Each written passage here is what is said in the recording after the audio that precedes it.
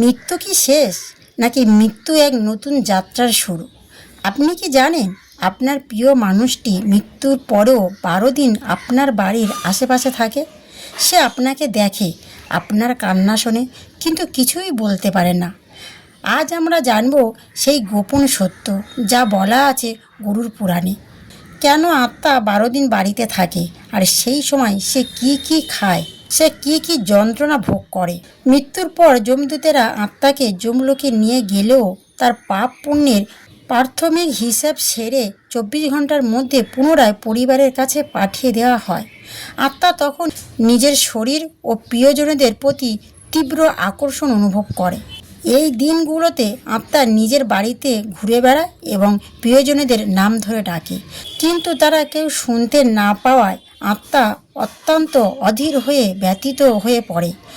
হিন্দু ধর্মেতে মৃত্যুর পর যে 10 থেকে 13 দিন ধরে পিণ্ডদান এবং দর্পণ করা হয়, তা থেকে আত্মা যমলোকের দীর্ঘ যাত্রা শক্তি সংগ্রহ করে।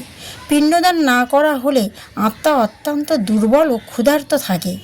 একবার এক ধার্মিক ব্যক্তি দেহত্যাগ করার পর তার আত্মা যমলোকে নীত হয়। যমরাজ তার কর্মফল দেখে তাকে পৃথিবীতে ফিরে যেতে বলেন, যাতে সে তার পরিজনদের শেষবারের মতো দেখে এবং তার যাত্রার জন্য পিণ্ড সংগ্রহণ করতে পারে। আত্মা ঘরে ফিরে এসে দেখে তার প্রিয়জনেরা কাঁদছে। সে তাদের বোঝাতে চায় সে যে পাশে আছে, কিন্তু অদৃশ্য হওয়ার কারণে কেউ তাকে দেখতে পায় না।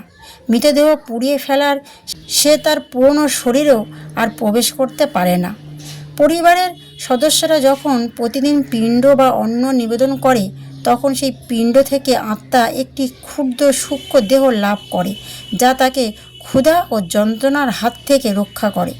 যাদের পিণ্ডদান করা হয় না, গরুর পুরাণে অনুসারে সেই আত্মারাও অশুভ শক্তিতে পরিণত হতে পারে এবং যমদূতেরা তাদের অত্যন্ত নিষ্ঠুরভাবে যমলোকে টেনে নিয়ে যায়। 13তম দিন যখন শ্রাদ্ধ শান্তি সম্পূর্ণ হয়, তখন আত্মা পূর্ণ শক্তি লাভ করে এবং যমদূতেরা তাকে আর থাকতে দেয় না। তখন আত্মা যমলোকের অন্ধকার পথে তার 1 বছর দীর্ঘ যাত্রা শুরু করে। এই কারণেই শাস্ত্রে মৃত্যুর পর পরিবারের সদস্যদের শান্ত থাকা এবং আত্মার শান্তির জন্য নাম জপ ও ধর্মগ্রন্থ পাঠের উপদেশ দেওয়া হয়েছে, যাতে বিদ্রোহী আত্মা শোকাতুর না হয়ে নির্বেগে তার যাত্রা সম্পূর্ণ করতে পারে। তাহলে বন্ধুরা, মৃত্যু কোনো শেষ নয়, এটি একটি পথ পরিবর্তন মাত্র। আপনি যেমন কাজ করবেন, মৃত্যুর পর তেমন ফল পাবেন। এই জীবনটা প্রতিশ্রুতি পরের জীবনের জন্য। তাই ভগবানের নাম জপ করুন, কারণ সেটাই একমাত্র সঙ্গী যা মৃত্যুর পর আপনার সাথে থাকবে।